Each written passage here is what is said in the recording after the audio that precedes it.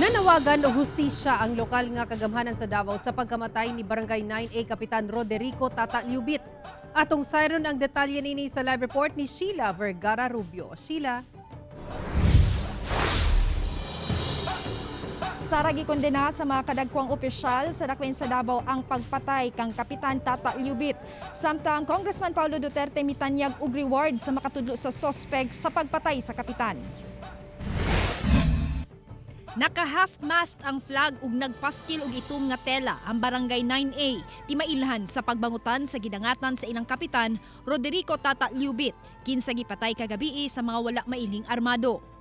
Gikasubo usab sa presidente sa Liga ng mga Barangay, Kapitan Edgar Ibuyan Sr. ang gidangatan siyang higala ug gilauman nga mahatagan kinig hustisya. Dako itong kawala si Kapitan Liubit in the sense nga mo trabaho man kuto siya, performer nga kapitan na.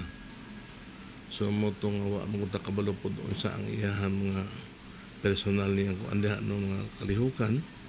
So ato lang tao di sa pantibukan sa serbisyo, saludo ko to siya.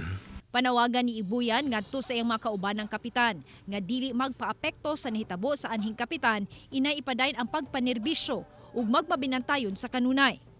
Samtang gikondena sa lokal nga kagamhanan sa Davao ang pagpatay kang Liubit kinsa matud pa halos kada gabi mangunay sa pagpatrolya sa barangay aron mamintinarang kahusay kalinaw sa ilang lugar.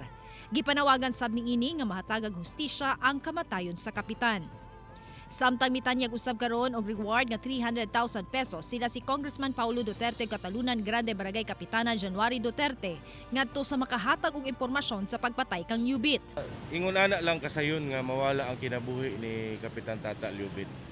O isip simpatiya o paghatag o tabang aron sa kasulbaran sa kaso sa pagpatay kang Kapitan Liubit. Muhatag og reward ang ato ang congressman o ang ato ang Kapitan January Duterte 300,000.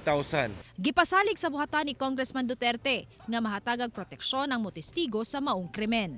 Amo ang i-conceal ang inyong identity.